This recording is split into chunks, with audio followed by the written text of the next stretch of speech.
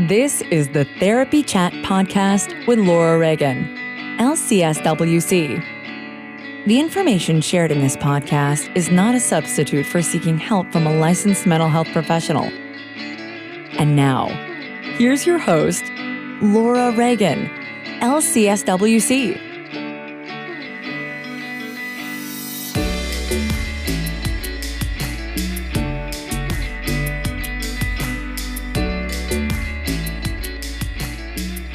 Today's episode is sponsored by Therapy Notes.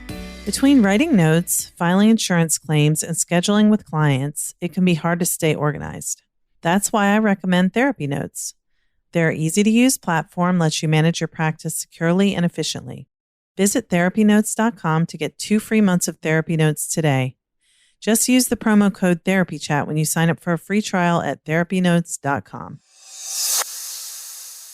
Thanks also to DoxyMe for sponsoring this episode. DoxyMe is an easy-to-use, HIPAA-compliant telehealth platform that is available in free and paid versions. Get $50 off a paid account by going to doxy.me and putting in the code TherapyChat. A couple weeks ago, my group practice needed to close our office to in-person sessions and make a quick pivot to telehealth due to the coronavirus. I was able to set up free HIPAA-compliant DoxyMe accounts for my staff and interns. This allowed us to quickly and easily transition to telehealth during a stressful situation. I already had my own paid account that I'd been using as needed. DoxyMe has been easy for staff and clients to use so we can focus on the therapy sessions. Get $50 off a paid account by going to doxy.me and putting in the code TherapyChat. That's doxy.me. And use the code TherapyChat for $50 off. Hi, welcome back to Therapy Chat. I'm your host, Laura Reagan, and I'm happy to be back together again, not in person this time, but bringing you an interview with a guest who's been on Therapy Chat 3 times before. My guest today is Kyle Davies. It's great to be back. I'm so glad that you could come back to Therapy Chat today. Kyle is the author of The Intelligent Body and founder of Energy Flow Coaching. And it seems like his message has really resonated with our listeners in the past, and I hope that you all will find today to be the same way. So Kyle, before we really start talking more in depth, why don't we start off by you telling our audience just a little bit about who you are and what you do? Okay, so I'm a psychologist by original trade, and I've worked in organizational consulting. I moved into healthcare when I was working alongside a medical doctor who had a particular interest in chronic fatigue syndrome and related conditions. And we kind of pioneered, I suppose, a new mind-body type approach for working with these sorts of health issues. And this is going back to the early 2000s when mind-body work wasn't particularly popular. But it was a somatic, emotion-based approach, looking at symptoms from a perspective that a body in a perpetual state of stress breaks down and triggers symptoms. And we viewed symptoms as messengers from a body trying to get our attention. So that's sort of been my path really over the last nearly 20 years. And I do a little bit of work within organizations, spreading this message. And then I have a private practice. And I also train practitioners as well. We have a new practitioner training starting in August. Oh, that's very exciting. And Kyle, tell everybody where you are. I'm in Cardiff, Wales. Is that what you meant? That's what I meant. Yep. So there is a Cardiff on the Californian coast, apparently. Oh, it's probably a lot different from Cardiff, Wales. It might be, but we're on the coast here as well. Oh, that's and it's blue sky today. I'm just looking out the window. It's raining here, but even if we were not sort of isolating at home during this pandemic, it would be very hard to be together in person with you being all the way in Wales, although we did have that fun experience of recording together when you were in the U.S. back in 2018. That was really fun. We did. It's very nice. Yeah, so let's start off by talking about what are you seeing in people's reactions that they're having right now to what's been going on with COVID? Well, obviously, I'm not actually seeing anybody. But aside from that, we're seeing lots of things, aren't we? We're seeing lots of fear.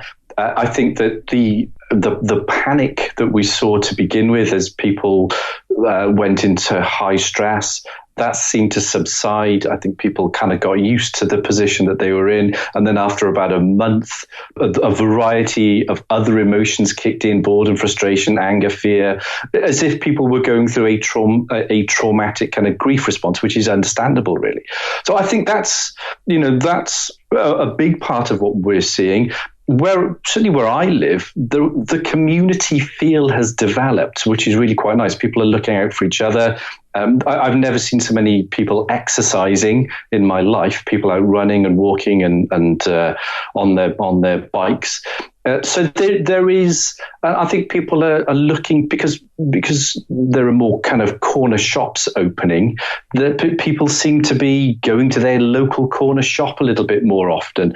So there's definitely a community feel and the looking out for everybody else that probably isn't something that we're used to, because most people are stuck in the trance-like state of their the patterns of life. So this is offering an opportunity for people to stop, take stock, reflect, and get some sense of what's important to them with this life, almost like being in 1972, with that sort of pace of life.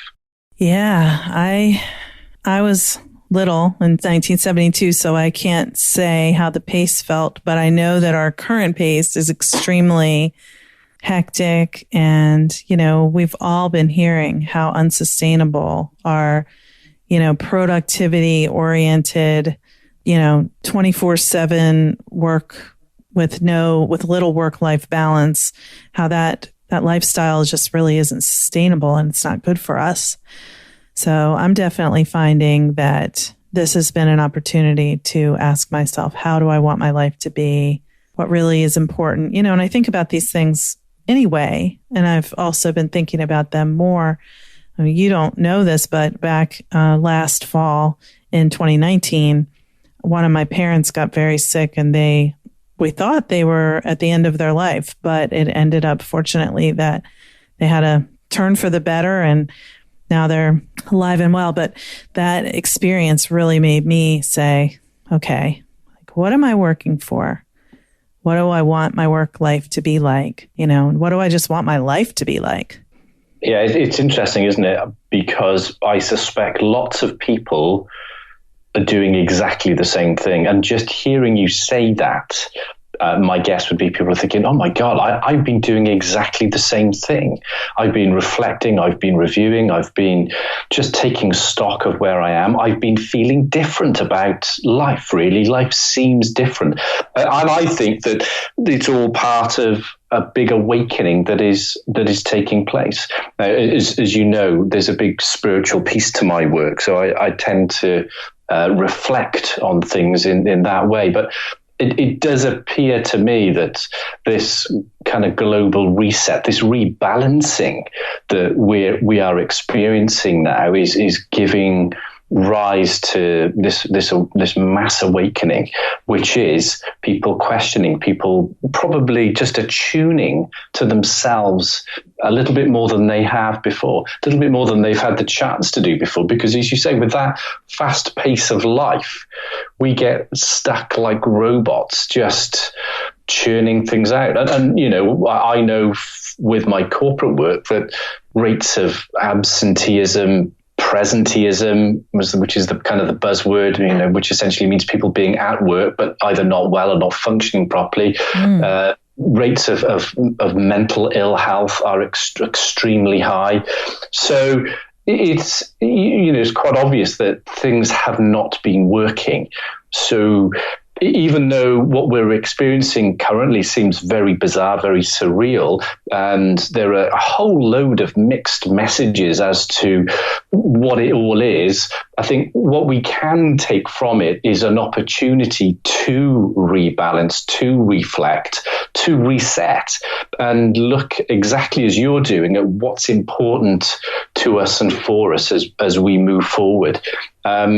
Because as we were just talking about before the show, my sense of it is that things are not going to go back to normal. There will be a new normal, and that normal may be something that is shifting for some time. I think we've seen over the last probably 10 years an accelerated rate of change. Life seems to be different, more intense, more amped up year on year, really. And so, and I think that will probably continue for the next couple of years. And I wouldn't be surprised if this is not the only big event that we have over the, this year, next year, and the year after. We'll just have to wait and see.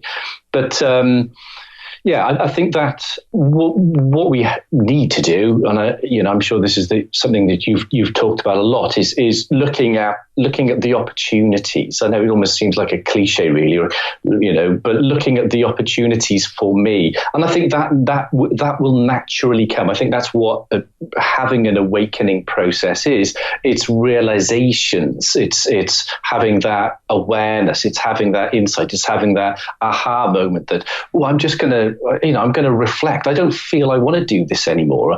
Or this is how I feel I want to just take a bit of time and go for a walk right now. And of course I can do that. So I think that I'm hoping that that's what we're going to be seeing, that people are tuning much more to, that deeper sense of self. Yeah. I mean, I don't know if it's this way in Wales. I know I told you before I've been to Wales once. It doesn't make me by any means an expert on Wales, but it was a much more kind of quiet, like village oriented type of way of living there when I was there. Now this was, oh my gosh, in the 1980s. So could have changed a lot.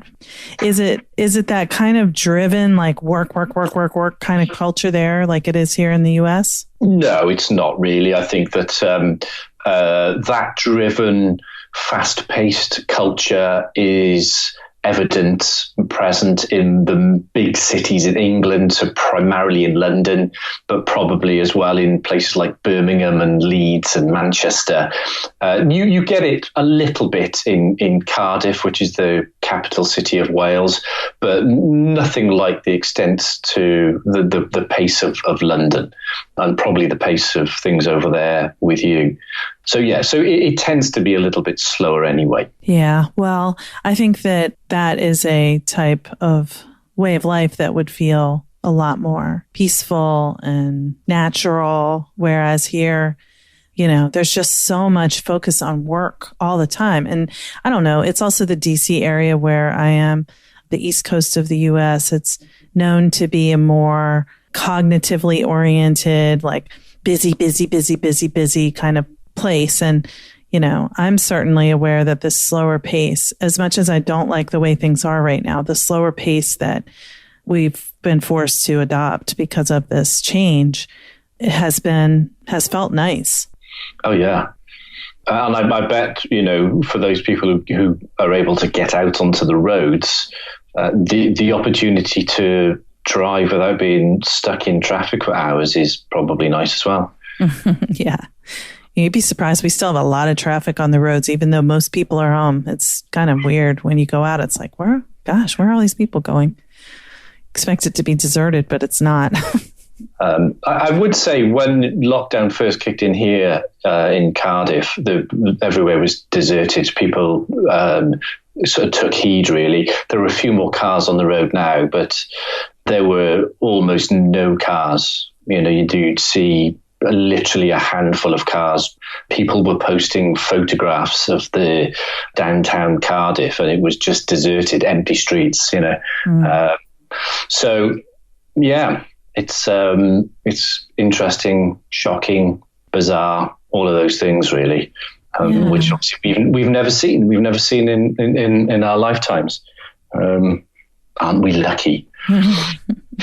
But I do think, as you said, there is an opportunity in this experience, just like nothing is ever all one thing. There's an opportunity to reflect and I liked what you were saying about that, just how we can remember that we are all connected, because, we are anyway, whether we realize it or not. It's like you said, waking up to that. Yeah, I mean, so I suppose there's a couple of things, really. Let me tell you briefly about a dream I had some time ago, which I think is what energy flow coaching is all about. But it's I suppose the path or the route I try to take people on. So I had this dream, and I partially woke up, and it was the middle of the night, and it's that, I was in that kind of that state where you're not awake, but you're not quite asleep. And it was a pretty awful dream where I was being chased, and there were bad guys, and I was in a proper stress response mode when I had this partial wake up. And there was something about the dream that they were going to get me. I was done for.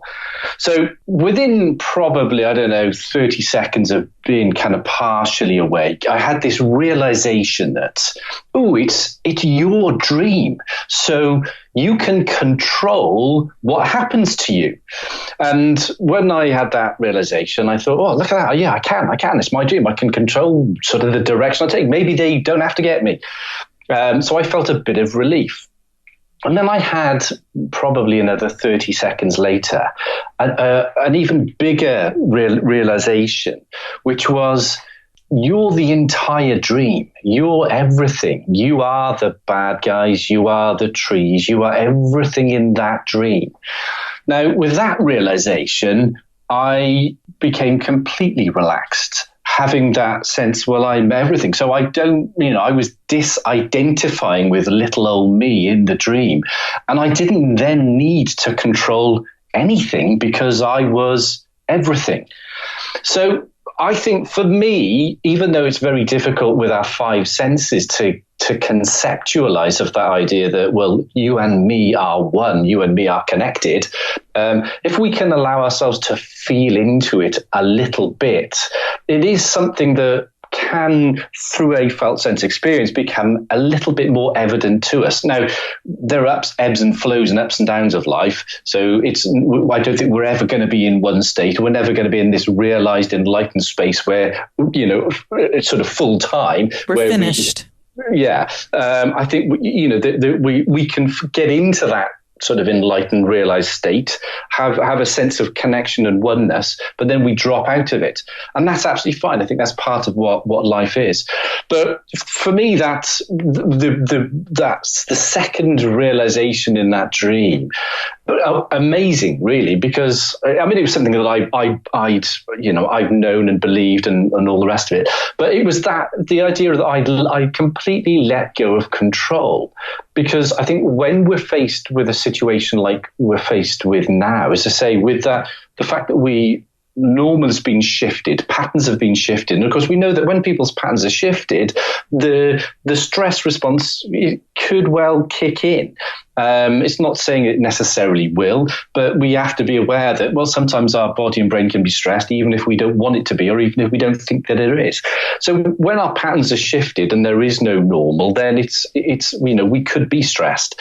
But allowing ourselves to look inward and feel and process without having to focus on controlling when, we can't really control. So without having to control, it actually makes life just a lot easier. I hope that doesn't sound too waffly, but it's I think, as I say, with this shifting ground that we're facing with this, whatever our new normal will be, there is a lot of uncertainty. And I think that one of the things that can come with awakening is a relinquishing of control, or the need to control, and also this idea that, well, I can embrace what is uncertain. I think, I think I've probably talked about this with you before, that for me, it's what goes with that is allowing ourselves to believe that my sort of reality is flowing through me, and how I feel is flowing through me. Obviously, in that that's kind of exemplified a little bit in that dream of mine, where my feeling state is arising from my conception of reality. When I realize that I am everything, then I feel kind of calm and a peace of mind. When I feel separate and isolated, then I have this need to control. With that comes tension and fear and all the rest of it. And of course, the more separate I feel, the more I'm going to want to control, because I'm thinking that what's going on out there is controlling what I'm feeling in here. So when we can begin to believe that, wow, it's my conception of reality that in many instances, not exclusively, but in many instances is giving rise to my feeling state, then rather than trying to fixate on what's going on outside of me, what I need to be doing is coming back and allowing my feelings to flow and process. One of the key things we have within energy flow coaching is this idea, something I call our emotional system reset, which is quite simply, I'm sure there are, this is not exclusive to me. I'm sure there are loads of people that talk about this as well. But just like we have a physical system reset, you fall over, you graze your knee scabs over, and it heals without you doing anything. Our emotional system wants to come back into alignment and balance. And I think for everyday little things, it will do that because it goes through a process. So, we know with say a process of grief, you can feel a whole range of things, from anger to fear to, a whole range of things on a process, which is a bit like the scab forming over, being itchy, and then finally falling off. If you let it happen, it will move through you. So trusting that, and trusting that, right, well, my emotional system reset is evident. It will kick in. It will take care of me. What I feel is not a problem. I don't have to change what I feel. I can let it flow through me. And if I bring my attention back inside rather than focusing on the outside, then I don't have to control. And the fact that things are uncertain, it's, well, okay, yeah, it may be that I want a bit more certainty, but it's not crucial. It's not life and death for me. It says you're still there. You are still there. Yes, sorry. I'm still here. Let's just pause for a moment so I can give you a little bit more information about why I love therapy notes. I switched to therapy notes a few years ago. I'd say it's about 3 years now, I believe. And I have never regretted it. I was very happy with the EHR I used before, but therapy notes is more intuitive. I love the interface. The customer service is fantastic. And I love how I can get my notes done quickly because I can customize the template that I use for my notes. And there are opportunities to put check marks rather than having to write out the intervention used. So I have cut my time spent writing notes way down, which is wonderful because I like to focus on seeing clients. I know documentation is an important part of our work, but it can also be time consuming. And that is why I love using therapy notes. If you are considering switching EHRs or you're looking for one to use in your practice, give therapy notes a try. You can get 2 free months by using the code TherapyChat. Now let's get back to our interview. Do you have any tips for letting go of that control and allowing that flow of our emotions and energy to happen? I'm sure you have a million tips. Yeah, there are, and of course, I suppose with all of this, everybody is at a different stage, aren't they? Everyone is at a different level, none being better than the others, but there are different things that are going to be relevant to different people at different times. I think in a simple way, my key messages are always be inward looking I think as a culture, we're extremely externally focused, seeking to match ourselves to the expectations of life. So, and be aware that what you feel is feedback, and it's not a problem. So you don't have to solve what you feel. You can just allow it to be there. There are times when what we feel is nudging us to take action in life, and ideally constructive action. And there are times when we just need to allow what we feel to be there. But, I think the crucial thing that, what I feel is not a problem, and it will flow through me. And if I can believe that my default factory setting is this harmony and balance, then I will, if I'm continually feeling bad, I'm probably somehow getting in my own way.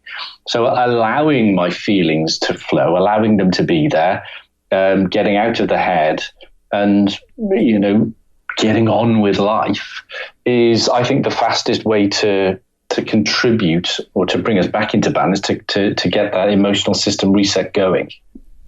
Yeah, awesome. And is the emotional reset, it sounds the way you describe it, and I know that people can read The Intelligent Body and learn and understand much more about this. Is the emotional reset something that you feel happens on its own? I think that it's a great question, isn't it? I suppose I feel that it's a little bit like if you were to cut your arm. If the cut is a certain depth, you can allow the arm just to heal itself and you don't need to do anything. If it gets to a certain point, when it's particularly deep and it's gaping wide, you may need some assistance. You may need some stitches. So I think that there are times where, and this is where the likes of you and I come in what we do, there are times when people need a little bit of guidance. But certainly, I'm sure you're the same. What I do is I'm just trying to nudge people back on track. Yeah. Because a lot of what energy flow coaching is realigning people with what we call our true self. So just putting people back on a track. But that could be said to be, having those stitches. But if you have stitches over a cut, a wound, or if you have plaster over that covers a broken limb, all they're doing really is protecting the body and allowing the body to heal and correct itself. So, a fundamental core belief for me is, well, we're self-healing and self-correcting. I do appreciate as well, we are going on this awakening shift collectively. So people are experiencing all sorts of things. But this, for me, now more than ever, we need to be allowing ourselves, allowing whatever changes seem to present themselves in ourselves. And by allowing, we move through. So I think that sometimes we do need a little bit of help, don't we? Yeah, I see what you're saying. It's kind of like help to allow what is naturally there to do what it does, instead of doing things that are standing in the way of it being able to happen naturally. Yeah. Well, Kyle, is that sort of how you see things? Yeah. I mean, as a trauma therapist, I feel like one of the things about trauma is that people are impacted by it, and childhood trauma is deeply impactful. But oftentimes people think, well, whatever I'm feeling, I just need to get over it. It's going to go away by itself, in a way where for trauma work, they often say, and when I say trauma work, I'm really talking about relational traumas like childhood abuse, unmet attachment needs, that kind of stuff, losing a parent when you're young. And so they say what was broken in relationship needs to be repaired in relationships. So when someone experiences a childhood traumatic event, maybe they have someone else in their life who they have a healing relationship with, and it doesn't impact them forever. It's still a sad, awful thing that they went through, but it's not impacting them with trauma symptoms like flashbacks and nightmares and things that, just are persistent. So that's where it doesn't go away on its own there, because it's like stuck energy, but it can heal in relationship. And so But I don't think that negates what you're saying either. I just think it's a little different perspective, but it's a specific focus too for me that I work with trauma in particular. Do you think that what I'm saying negates what you're saying?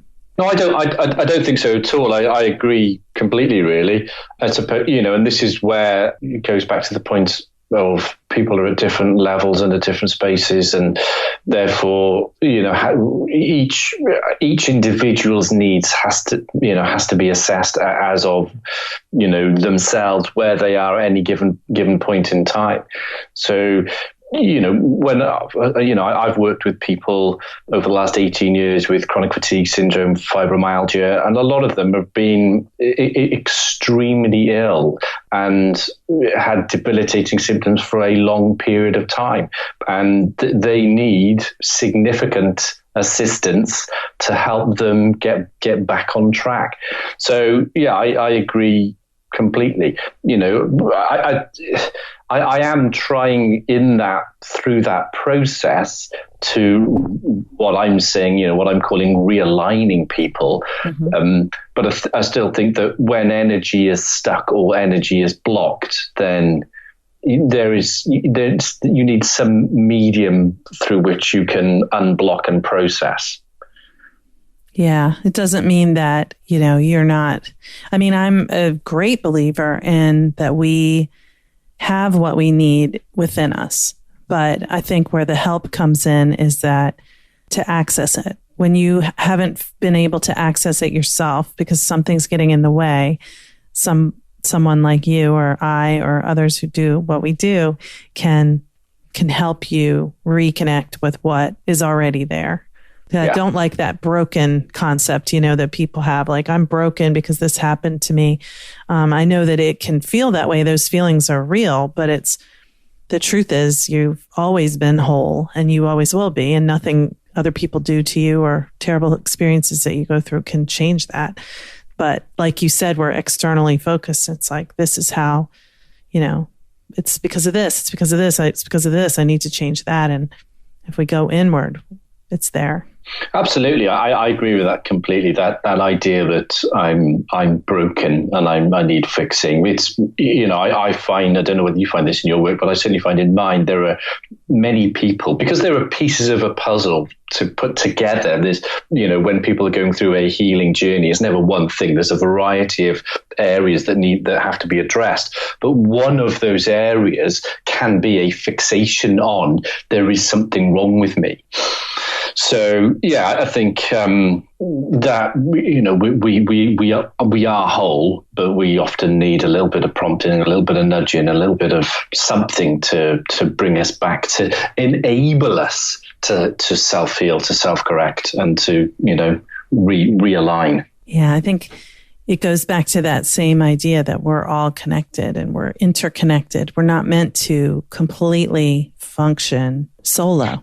No, absolutely. I suppose as well for me now, and having said those things earlier, a lot of it relates to the situation that we find ourselves in now, because I suspect that we will have a lot of people experiencing high levels of fear, high levels of stress, and what we don't, well, in my view, what we don't really need is millions and millions more people medicated. My personal view is we medicate people just too quickly anyway. So I think that if we were talking to somebody who under normal life circumstances feels pretty much okay, and now over the last kind of 6 weeks doesn't feel okay, I think it's possible for them to regulate themselves, to get back into a space of flow without needing a huge amount of intervention. But I'm not saying none at all, but I think that it's I think that there is advice that can be offered to many people just to help them get back on track, if that makes sense. Yes, definitely. Well, Kyle, I know you're in Wales, but where can people find all the things you're doing, your coaching work and your book and your interviews that you're constantly having on the news there and all that good stuff? So the main website is energyflowcoaching.com, where people can find out about having one-to-one work with me. If they want, they can find out about the book there. As I say, there will be a energy flow coaching practitioners training, which begins at the end of August. So if people are interested in that, they can read about that and get in touch and have a chat about that. I'm on Facebook, Twitter, LinkedIn, Instagram, as Kyle Davies or Energy Flow Coaching. So be more than happy to chat to people about these things. It's all very interesting, and the whole thing is a learning journey for all of us. I know that certainly in my work, it evolves constantly. So I'm always looking to engage with people and have interesting comments, feedback, and views. Well, thank you so much for sharing your time on Therapy Chat today. I'm really grateful that you came back as my guest. Thank you very much for having me. It's a real pleasure. Today's episode is sponsored by Therapy Notes. There are many ways to keep your practice organized, but Therapy Notes is the best. Their easy-to-use, secure platform lets you not only do your billing, scheduling, and progress notes, but also create a client portal to share documents and request signatures. Plus, they offer amazing unlimited phone support, so when you have a question, you can get help fast. To get started with the practice management software trusted by over 60,000 professionals, go to therapynotes.com and start a free trial today. If you enter promo code TherapyChat, they will give you 2 months to try it out for free. Thanks also to DoxyMe for sponsoring this episode. DoxyMe is an easy-to-use, HIPAA-compliant telehealth platform that is available in free and paid versions. Get $50 off a paid account by going to doxy.me and putting in the code TherapyChat. A couple weeks ago, my group practice needed to close our office to in-person sessions and make a quick pivot to telehealth due to the coronavirus. I was able to set up free HIPAA-compliant DoxyMe accounts for my staff and interns. This allowed us to quickly and easily transition to telehealth during a stressful situation. I already had my own paid account that I'd been using as needed. DoxyMe has been easy for staff and clients to use so we can focus on the therapy sessions. Get $50 off a paid account by going to doxy.me and putting in the code TherapyChat. That's DOXY.me. And use the code TherapyChat for $50 off. Thank you for listening to Therapy Chat with your host, Laura Reagan, LCSW-C. For more information, please visit therapychatpodcast.com